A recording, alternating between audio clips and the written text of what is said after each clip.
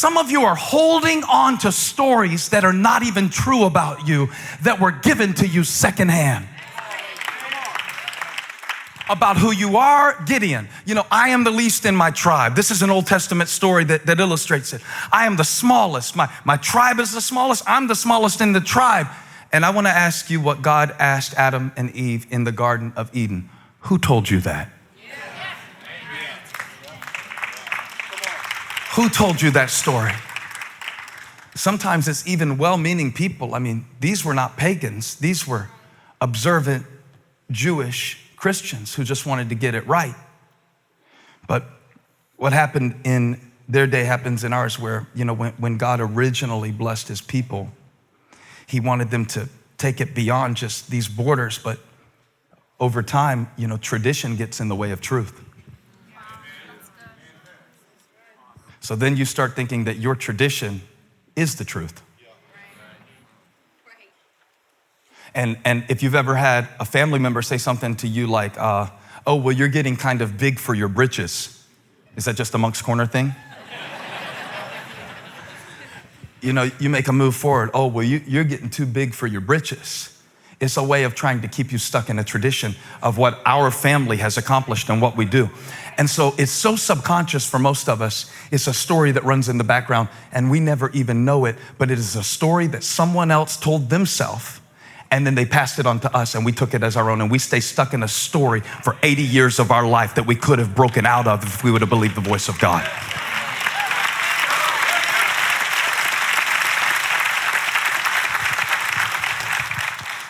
I hear my preaching mentor saying, slow down, Furtick.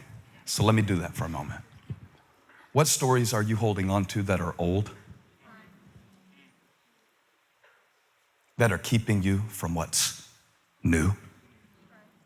And what's now? And what's true? And what's real? Secondhand stories. It's a dangerous thing. If you ever played the game where you pass a thing down the row, I could start and say, milk is on sale. And by the time it gets to Christie, by the time it passes all the way down this row, it would turn into, Donald Trump is the pastor of Elevation Church. By the time it got down that row. And it's never been worse than it is right now in our world, that we don't read the whole story, just the headlines. So then it becomes, oh, well, you're not this, and you're only that, and you can't this, and all white people, and all black people, and all men, and all women, and this community, and that community. And it is a generic way of keeping us from peeling back the labels, because labels always limit. And when you label yourself, you limit yourself. So all that to say, there might be a few holes in your story. Some things that you have told yourself that aren't necessarily, he said, it was very entertaining, but it wasn't very accurate. And sometimes you tell yourself a story to survive, just to make it. And what's sad to me about it is, somebody might have rejected you at one point in your life because of how they felt about themselves. And then you took it as an indication of your value. Oh, well, they walked out of my life. There must have been something wrong with me. Wow.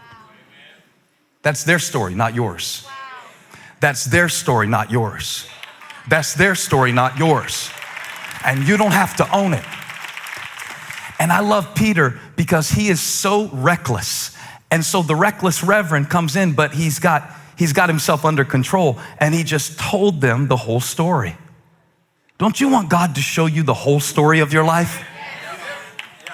And when he starts the story, he starts with everybody's favorite main character in the story. Look at verse 5. You ready for this? This is how every story starts. Watch this. I.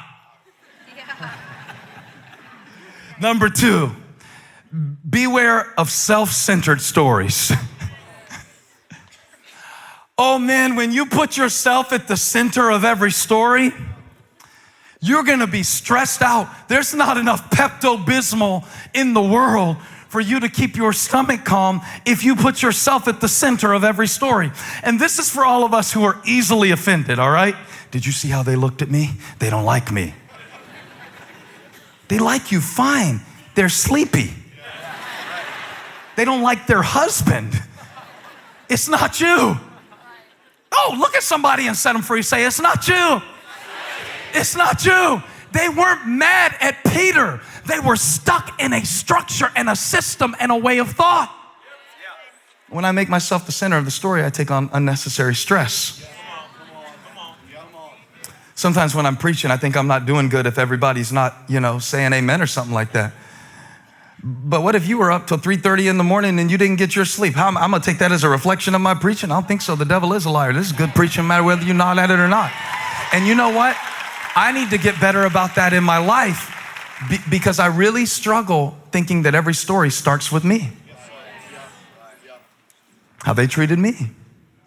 And so I say that God has a reason for everything. And what I mean by that is, this is my dirty little secret. What I mean is God has a reason for this that I am going to agree with, and understand. And that's just not the way it is. How many know that's just not the way it is? A self-centered story in parenting. When I make it about myself, remember, these are circumcised believers. That is an external sign of a covenant. It's something that you can see. You wouldn't necessarily always see it, but you could see it. I'm gonna leave that right there in case your kid didn't go to the kids ministry today, and you can do that Bible study at home. But you couldn't necessarily see it, but you could see it. And here's the temptation. When we try to go off of what we can see and tell ourselves a story, and then we start filling in the space. Remember, Peter is 70 miles away from Jerusalem, and they start telling the story. Space creates stories. Physical space creates stories. Sometimes you don't need to text certain things. You need to pick up the phone and call.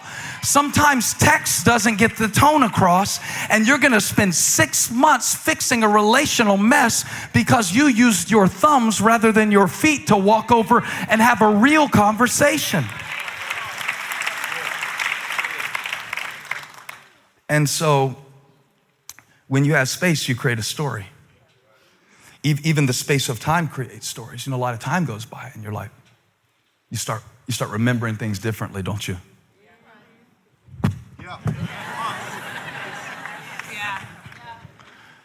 It's hard for me right now raising kids to remember what it's like to be a kid. So if one of my kids acts up, my immediate thing is to make it about me. They are disrespecting me. I am the man of God. And one day the Lord really, this was like, have you ever had one of those God bombs just go off inside of you where you just knew that what you were thinking was wrong? I was thinking about one of my kids. They are so selfish. They were making certain decisions. I thought, this is so selfish. The Lord said, they're not selfish, they're scared. Think about what it's like when you start getting flooded with all of those hormones.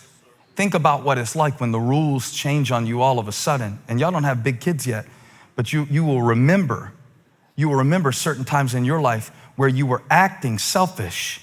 The reason you were acting selfish is because you were scared. And when you get scared, you start acting selfish because you are in protection mode. So what am I doing? I'm going from they're so selfish, and God is showing me that the whole story, see, there's a hole in your story. There's a whole story, and then there's a hole in your story. And sometimes we tell ourselves stories about others without realizing that they are going through things too. Y'all don't want to say amen to this because it means we have to have compassion on people, kind of like God has compassion on us. Kind of like we want God to forgive us. Kind of like we want God to excuse our gaps. We're going to have to sometimes say, God, help me to stop making it about me. God, forgive me for making this about me. I feel the Holy Ghost and fire in my bones right now. It's bigger than you. It's bigger than you. How could Peter have known that what he was being criticized for in this moment would lead to the gospel penetrating the Roman Empire?